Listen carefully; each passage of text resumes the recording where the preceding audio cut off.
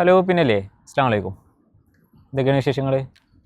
നമുക്കിന്ന് ലീവാണ്. അപ്പോൾ നമ്മുടെ റൂമിൻ്റെ അടുത്തുള്ള പാർക്കിൽ വന്നതാണ്. നമുക്ക് ജിംഷാനോട് സംഭവം ചോദിച്ചു നോക്കാം. ജിംഷാ, ആ എനിക്കിപ്പോൾ നാട്ടിൽ നിന്ന് ഏറ്റവും കൂടുതൽ മിസ് ചെയ്യുന്ന കാര്യം എന്താണ്?